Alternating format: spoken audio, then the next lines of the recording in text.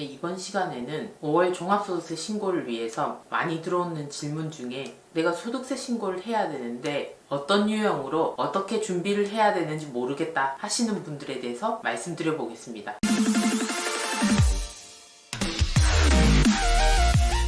이런 분들은 당연히 1년 동안 세무대리인 없이 그냥 사업을 하시다가 소득세 신고를 하라는 안내문을 받으셨기 때문에 그 시점에서 1년치를 어떻게 신고하는 게 맞는지 그 방법을 문의하시는 경우죠. 일단 이런 경우에는 이분이 어떤 유형으로 소득세를 신고해야 되는지 먼저 판단을 해야 됩니다. 본인의 소득세 신고 유형에 따라서 기장을 안 해도 전혀 문제가 없는 경우가 있고 기장을 안 한 것이 문제가 되는 경우, 즉 가산세 대상이거나 이런 경우가 있기 때문에 그 부분을 판단을 잘 해야 될 것 같습니다.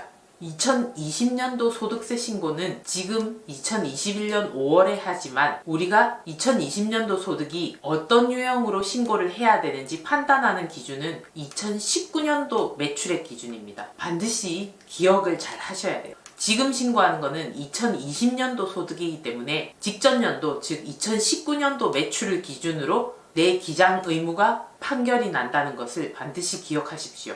그러면 우리가 신고하는 유형은 제가 크게 분류해 보겠습니다.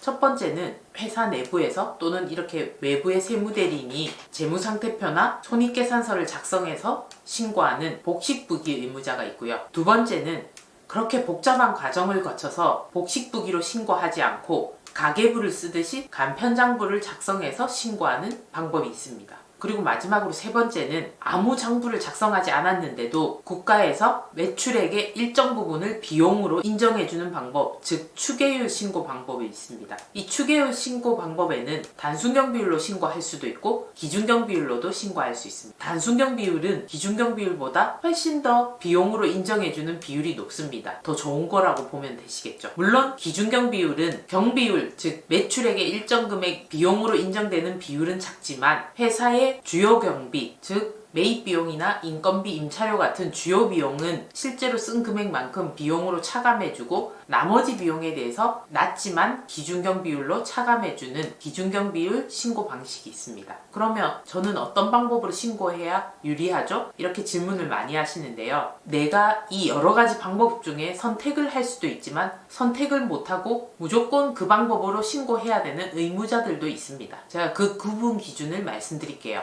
우리가 다른 시간에도 배웠지만 복식부기 의무자라는 게 있습니다. 회계기준 원칙에 따라서 매출과 비용, 자산과 부채를 기록으로 남겨서 그것을 보여주는 손익계산서와 재무상태표를 만들어서 신고해야 되는 장부 작성 의무자입니다. 복식부기 의무자는 모든 법인과 업종별로 일정 금액 이상 넘어가는 개인 사업자가 이에 해당이 됩니다. 개인 사업자는 크게 서비스 업종, 음식점과 제조업, 도소매업 이렇게 크게 분류하시면 되고요. 그 복식부기 의무자 기준 금액이 서비스 업종은 7,500만원, 음식 제조업은 1억 5천, 도소매는 3억 이상일 때 복식부기 의무자가 됩니다. 그때 이 금액은 직전 연도 매출액의 합계 금액입니다. 2020년도 신고지만 복식부기 의무자이냐, 즉 기장 의무자를 판단할 때는 반드시 전년도 매출액, 즉 19년도 매출액을 기준으로 판단한다는 것을 기억하셔야 됩니다. 이렇게 복식부기 의무 기준 금액을 넘어가는 분들은 당연히 복식장부를 작성해서 신고를 하셔야 되고요. 이 금액 이하일 때는 간편장부를 작성하시거나 추계율 신고 방법을 적용하시면 됩니다. 아무래도 장부를 복식으로 하든 간편으로 하든 작성 안 하는 게 사업자들한테는 골치가 덜 아프겠죠. 여러 가지 신경 써야 될 것도 많지만 세무대리인을 쓰게 되면 그만큼 비용도 많이 나가니까 어떻게 보면 제일 간편한 추계 신고 방법으로 신고하시는 경우가 많습니다. 단순경 비율 같은 경우에는 증빙이 없어도 되니까요. 그렇지만 처음 말씀드린 것처럼 일정 금액을 넘어가면 무조건 복식부기로 신고를 해야 되는 경우가 있고 그 이하일 때는 어떤 방법이 유리한지 따져보시면 됩니다. 신규 사업자이거나 당해년도 매출 금액이 복식부기 기준 금액을 넘어가지 않는다면 올해는 단순경 비율로 신고하시는 게 유리할 수가 있습니다. 물론 복식부기 의무자가 아니라도 첫 해에 결손이 나서, 즉 사업 초년도에 매출액이 적고 쓴 비용이 많다면 장부를 작성해서 회사의 손익이 마이너스임을 신고하시는 게 소득세 절세에는 더 유리하겠죠. 그러나 세무대리 협력 비용 등을 고려한다면 어떤 게 더 좋을지는 상황에 따라서 다를 테니 선택을 하시면 됩니다.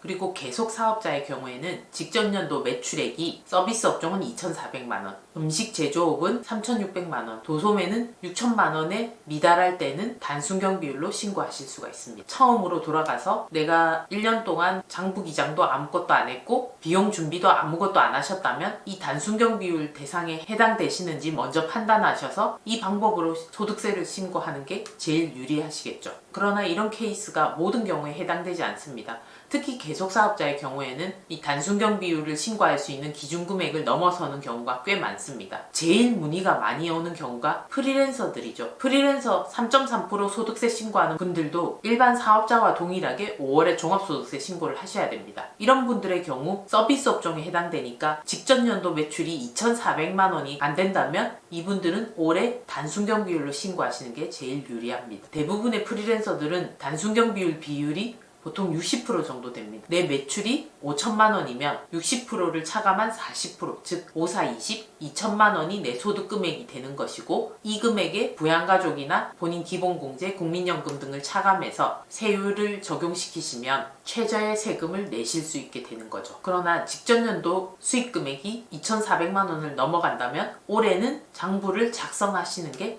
더 유리하셨을 겁니다. 간편장부를 작성하시든지 복식부기로 하시든지 그랬어야지 비용을 더 인정받으실 수 있는 거죠. 2,400은 당연히 넘고 장부 작성은 안 했고 이러면 어떡하나요? 저는 개인적으로 이 질문이 제일 두려운데요. 왜 그러냐면 소득세 신고 기간에 이렇게 준비가 안 되신 분들이 문의가 많이 와서 장부는 작성해야 되는 상황이고 기준경 비율로 신고하면 세금은 많이 나오고 이러니 당연히 장부를 작성하려고 하시는 분들이 있습니다. 그러나 프리랜서의 경우에는 일반 사업자와 다르게 인건비 신고도 할 수 없는 처지고 사업장이 없어서 임차료를 비용 처리도 할 수가 없는 사업자입니다. 그래서 결국은 프리랜서는 인적, 물적 설비, 즉 인건비, 임차료 등을 비용 처리를 안 하는 경우에 내실 수 있는 사업자인 거죠. 그러면 이런 프리랜서들이 비용 처리할 수 있는 것은 결국은 신용카드 사용액밖에 없습니다. 과연 이런 분들이 쓴 신용카드 1년치 사용 내역을 국세청에서 다 인정을 해줄까요? 저희가 여러 번 대응을 해본 결과 모든 부분을 인정해주지 않습니다. 극단적인 예로 말씀드려 볼게요. 이게 몇 년 전인지 기억은 잘 안 나지만 그 세무대리인이 신고한 엄청난 프리랜서들이 몇 개 년치의 소득세 신고에 대해서 추징을 당한 적이 있었죠. 서울역 앞에서 막 데모도 하고 그랬던 걸로 기억이 나는데요. 왜 그러냐면 본인이 신고했던 세금이 잘못 신고되었다. 그러니 몇 년도 분에 대한 소득세를 이만큼 추가로 다시 내라 하는 내역을 받았기 때문이죠. 대부분이 고소득 프리랜서였는데요. 이분들의 몇 개 년치 소득세가 추징을 당했기 때문에 금액적으로 많은 분들은 한 2억 가까이도 추징을 당하신 분들이 있습니다.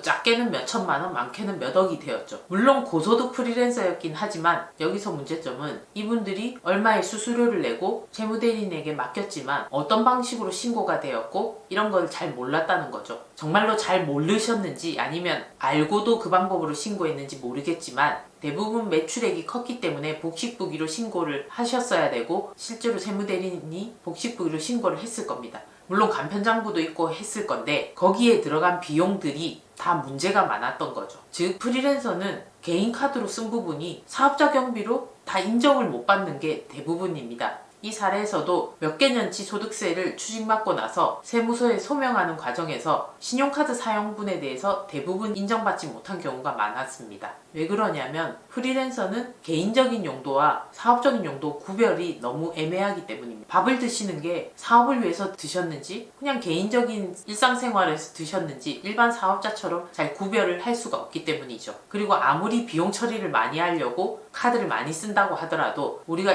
쓰는 금액은 어느 정도 정해져 있습니다.